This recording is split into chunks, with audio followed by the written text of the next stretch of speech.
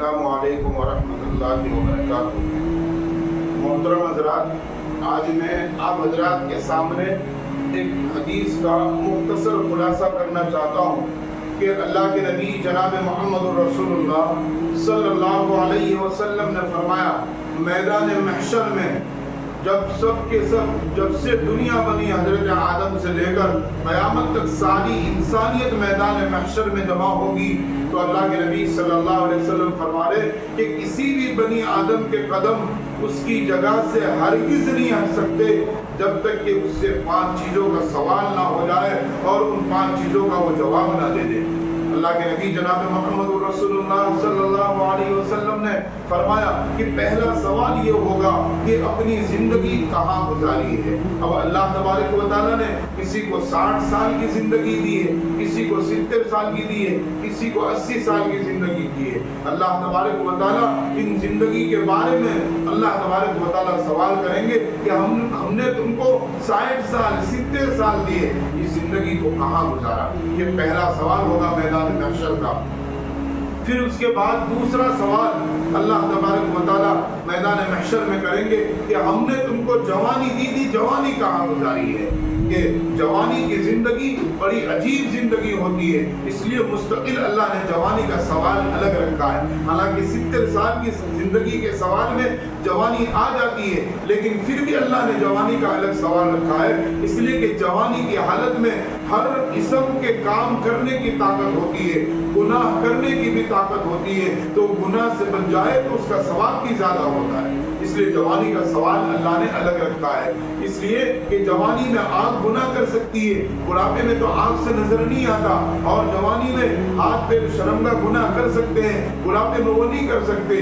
इसलिए जवानी के अंदर अल्लाह ने अलग जवानी का सवाल रखा है। इसीलिए तो अल्लाह के नबी ने फरमाया, जवान जवानी में एक सजदा करे, अल्लाह उसको 70 सजदों का सवाब अता फरमा दे। तो ये सवाल होगा कि अपनी जवानी कहाँ गुजारी।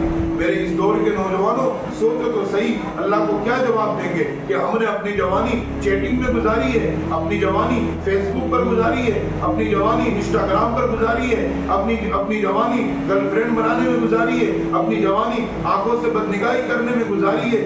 अल्लाह ताला इस जवानी के बारे में सवाल करेंगे।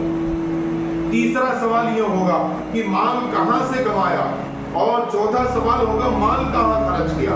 तो माल कहाँ से कमाया का मतलब ये है कि हम जो भी कारोबार कर रहे हैं उसके जरिए माल हमें मिल रहा है, तो हमारा कारोबार हलाल होना चाहिए। ऐसा ना हो कि हराम कारोबार के जरिए माल कमा रहे हैं, तो उस सूरत में क़यामत के दिन पकड़ होगी। तो जिसके जरिए, जो काम के जरिए माल कमाया जा रहा है, वो माल हमारे पास जो आ रहा है वो माल हलाल होना चाहिए। फिर माल कहाँ खर्च किया।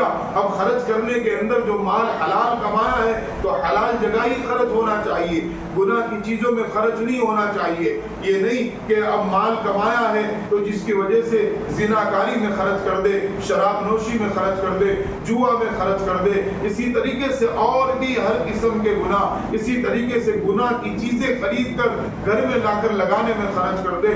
ऐसा ना हो, वरना क़यामत के दिन मैदान महशर में सवाल होगा, उसका जवाब देना होगा। कोई इंसान माल हलाल कमाए और हराम काम में खर्च करे तो भी पकड़े, और कोई हराम कमा करके हलाल जगह पे खर्च करे, कोई उसको सवाब मिलने वाला नहीं है।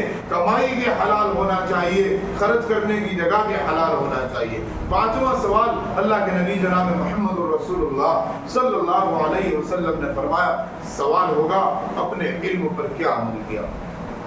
मैं आज के मुसलमानों से कहूंगा कि हम में से कौन नहीं जानता, हम में से किसको इल्म नहीं है कि नमाज फर्ज है, हम में से किसको इल्म नहीं है कि कुरान की तिलावत करनी चाहिए, हम में से किसको इल्म नहीं है कि आंखों के गुनाह से बचना चाहिए, हम में से किसको इल्म नहीं है कि कानों के गुनाह से बचना चाहिए, हम में से किसको इल्म नहीं है कि जुबान के गुनाह से बचना चाहिए, हम में से किसको इल्म नहीं है कि शर्मगाह के गुनाह से बचना चाहिए।